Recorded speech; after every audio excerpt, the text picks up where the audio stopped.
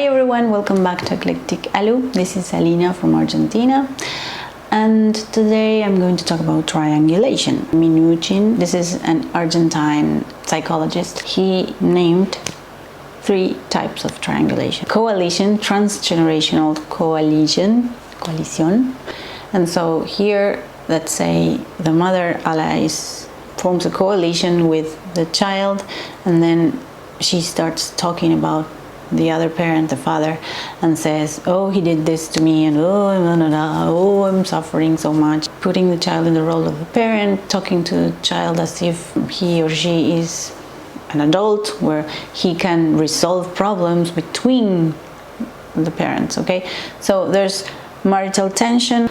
The mother forms a coalition with the child in order to defend herself, right? And so the child becomes the savior, the shield, the messenger, and so this ruins the relationship or threatens the relationship with the father. And of course the child doesn't have parents because this is a mess, right? Not good enough parents for the child. And the other type of triangulation is called detouring.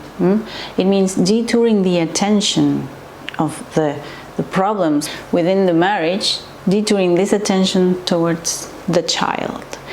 And here we have 2 aspects of that. One is assisting.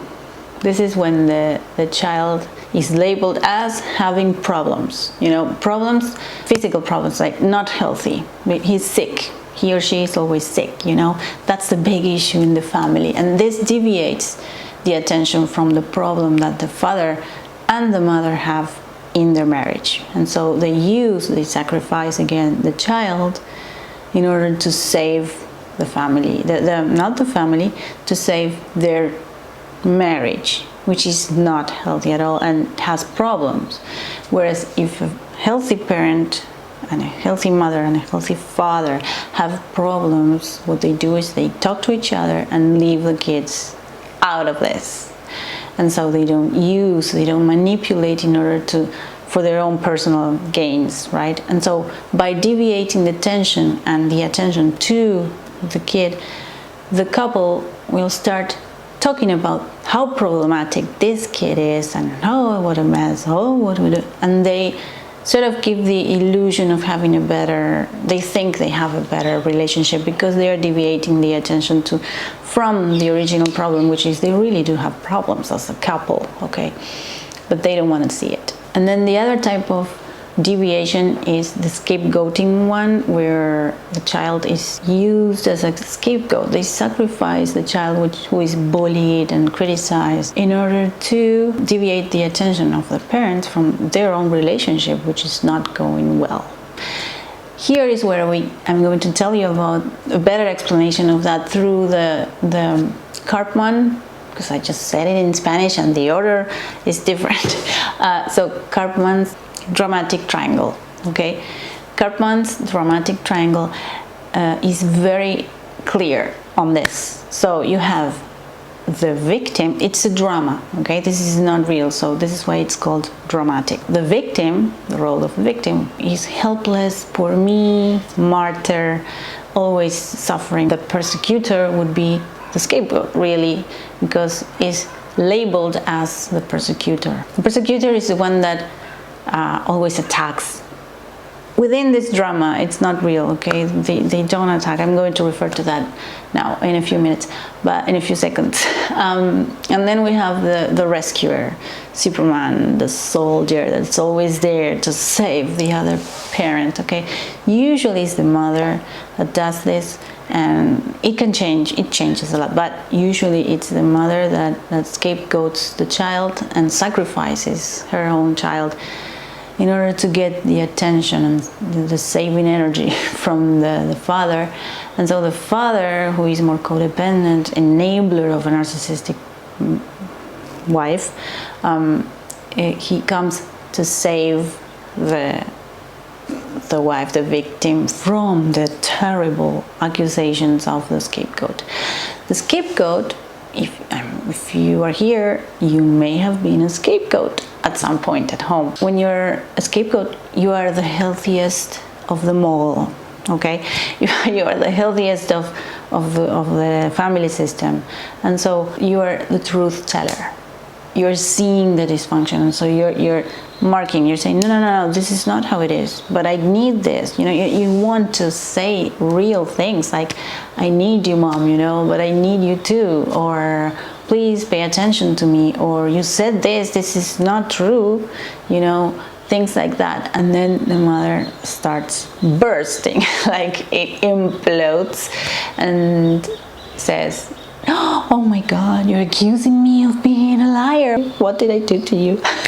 That's the drama. And then the father comes, when he hears and listens to all this drama, the father comes along and is the rescuer wearing the cape, says, this is you again, you see, to the child, attacking your mom, right? And why do you do this? Why are you doing this? She does so much for you, and why do you say this to her? That's the soldier, the Superman, savior. This is the codependent part. The codependent enabler enables the narcissistic mom, okay? And the narcissistic mom sacrifices the scapegoat in order to everything, even her own child, to keep the attention, or away from the marital problems, or to keep a marriage going. This is the dynamic with the scapegoat. This is scapegoating, and I think I wanted to tell you about this so that you can see it and see if that happens to you, that happened to you at some point, and see if you can identify yourself as the scapegoat maybe. And if you do identify yourself as a scapegoat, know that this is not your real role. This is a role that has been assigned to you by dysfunctional parents that are willing to sacrifice their own kids in order to not deal with their own miseries. And the narcissistic parent is not able to, or a borderline parent maybe, is not able to deal with his or her own miseries, right? To us, more normal people, is hard. It's yucky. It's horrible to see, oh my God, I'm doing this to my kid. Blech. I don't want to do this anymore. That's like rock bottom. Like, I don't want to do it, but you deal with that. The narcissistic borderline doesn't have the structure to deal with that. And so she is willing to sacrifice one of her kids in order to maintain the homeostasis between parent, the other, her couple, her partner, okay? And so, and all this drama where he comes to save her, oh, that's awesome for her, right? It's not good. And so, if you are the scapegoat, know that this is the role that you've been given within this drama thing. And so, that's not you. You are just a truth teller. You are the healthier part here. You're saying truths, right? And when you go out in the world, when they grow up, scapegoats tend to end up with narcissists because they replay this dynamic, because they were trained to not say truths, to not set boundaries, because every time this happened, the parent imploded and a huge drama unleashed. And so every time she said, no, that's not true, boom, explosion, drama, right? And so when they grow up, they end up with narcissists. This is the reason why. And so the good news is you can unlearn this. Once you understand how this articulates and the dynamic within your family, you can, okay. So people, if they're normal, won't implode if I say truths. Okay, they can take truths. I can be polite and kind and nice, but still set boundaries. Say, okay, this is not good for me, You can say, that's not true. No, you said this. Oh, and the other person will say, oh, yeah, you're right. That's it. That's all that happens with normal people. I can tell you. Oh, yeah, you're right. Yeah, I'm sorry. I'm very sorry. That's normal. implosion, explosion, and drama triangle. No, that's not normal. So no, that's what happens, and you can change that. That's what I mean. You can work on those more codependent behaviors, because those were entrained. It's trained. So you can unlearn that, learn the right way to manage life, and see, be brave, be authentic, know that you can do it, and that's not you. You're not aggressive, you're not stupid, you're not flighty, fake, whatever was the adjective that people would say, or the description of yourself. That's not it. Remember, it's needed for the drama. You know, you had to play that role, and then saying truths, setting boundaries is normal and is good, and you need to keep doing that. I hope this was useful and helped you understand the dynamic within a narcissistic family, and I will see you next week. Bye bye, take care.